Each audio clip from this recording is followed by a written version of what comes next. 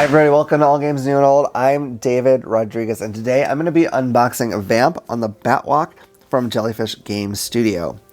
We were recently at a craft fair here, a local toy area called Odd Mall, and the designers for this game were there showing off at this game, and they provided us with a copy for us to do some content on. So we're going to be doing an unboxing, and we're eventually going to be doing a review as well. I got to play a little demo of it. So it's kind of interesting. I sort of know what it's about. I don't think I could nail every rule here. It is supposed to be a trick-taking game. I honestly don't know much about trick-taking games, believe it or not. I've not played one. That's kind of a blind spot in my my hobbying here. No particular reason, I guess, other than I know, they started off in, traditional card games. Like I think Hearts is one, I could be wrong. And I have a really weird and hard to explain strong aversion to regular card games. I just do. Get your bicycle deck away from me. I can't stand them. I don't want to see, I don't even want to see regular cards in like a hobby game very much. It's like a slight ding against it that I have to get past if I'm going to play the game. So anyway, that's silliness. I don't know that I can even explain it, but there it is. But this is not obviously played with regular cards. It has cards with vampires on it. It's kind of neat. So let me read you the back. It says, the trick-taking game where you can't see your own cards. Vamp on the Batwalk is a unique deduction-based trick-taking game where you play the role of vampires attempting to outperform each other in a fashion show. Unlike most card games, in Vamp on the Batwalk, you only see the back of your cards, not the front. You are a vampire after all, which means you can't see how good you look in the mirror. So set the stage. Transform the box into a Batwalk to track your score. Play your best card, but there's a catch. You're a vampire and can't see how good you look in the mirror. You must scout the competition and put yourself in the best position to win. Win the show. If you manage to strike the best pose, advance your vamp further on the Batwalk. So that is an interesting thing. When I went through the demo, we did the 2-player demo, which has sort of a dummy player situation. Oh, that's a boring way to do it. But yeah, I can see my cards. I can see my opponent's cards. And when you play the dummy player, you can see the dummy player cards. So, just kind of a different thing. Oh, I just kind of tore into the box a little bit. Oh, I see. It's because they have this sheet on the back, so I just tore that. That's fine. We don't need to worry about that. I thought I just did something horrible with my pizza cutter. That's never happened before. Okay, so this comes off because this is your Batwalk here. So this is kind of an interesting thing. We're going to see this. But yeah, this is a game that I'd seen, and I thought it looked really cool, and I dug the art. But again, because I hadn't played a trick-taking game, I was like, I don't know, do I really want it? Like, what if I don't even like that? But so I really appreciate being given this copy to try out because it'll help me get a feel for it. Now, what I did play on the demo, it didn't seem overly complicated, so that's nice. Oops. I can start my foray into playing some of those games so I know a little bit more about it. But it's one of those things where I'd heard people on podcasts try to explain it, and I still didn't know what the heck they were talking about. I don't know, the trump card and taking a trick, and I have no idea what any of that means. So anyway, but this will help me, and having played the demo will help too. So this is the rule book. Not very big, lots of pictures. It's not a very complicated game from what I could gather. So 8 pages, nothing too crazy. So here's all the standees that you're going to have. So I'll try to get these close so you can see the different characters. Pretty interesting character designs. Really like the art. It's very cartoony. You know what it actually occurred to me it was like? So if you can imagine Vampire the Masquerade, right? Very dark, modern horror setting. But if someone got the rights to it but needed to make a kid's cartoon, this is it. This is the art that I expect to see.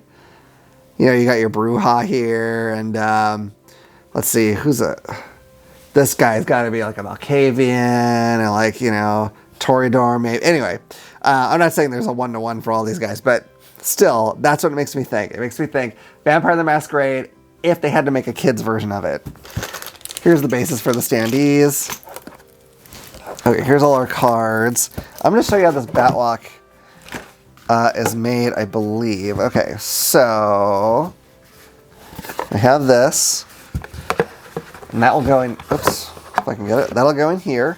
And then as you can see, it's like this walkway. So you're going to have your standees coming out, kind of keeping track of your score, which is a really cool way to use a box, because boxes themselves are not very exciting, but that's a great way to use it. So let me open up these cards here. Again, I'm not going to be able to really give you specifics on the rules. There's, you know, some stuff that I just don't remember. And we actually filmed that demo, so that should be up already. I'll try to link it in the notes here so you can see it. But, okay, so this is our reference because it's kind of got a sort of rock, paper, scissors thing with what beats what. So depending on the character, I guess you're going to take those. And then you have your cards. Same art as the standees, but you can probably see it a little better here. I'll try to get that to focus again. Okay, there we go. So every color has its own character, which is cool. And they're just neat. You know, they're not horrific or anything, so it's not like you couldn't play this game with kids. You know, they're vampires, but there's no depictions of blood.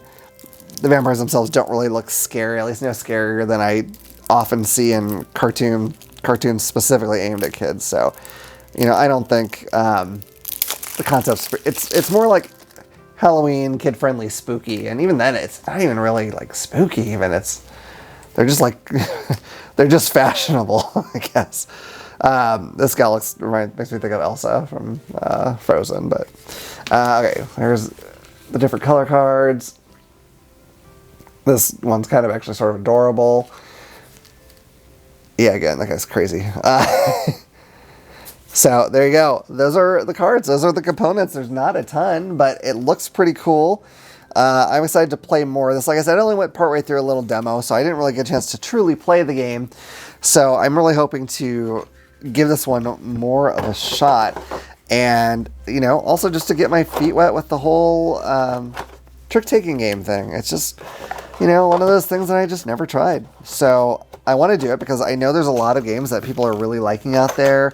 Like The Crew is a huge one that I'd love to give a shot. I think Brian Boru is a game that has, I think it's trick-taking, as one of its... I just put the things on the wrong side. Oh my god. Don't you hate that? Yeah, has that as one of its mechanisms anyway. So, you know, it could open a whole new world for me, and I am intrigued by that.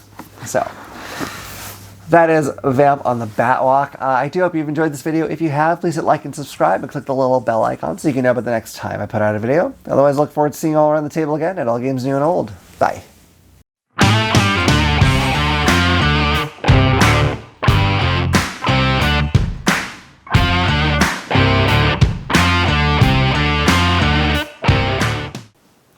If you enjoyed that video, you might also like this one. Or this one. If you like any of our videos, what you should do is click this little button to subscribe so you'll know about the next time we put out a video. We'll see you around the table.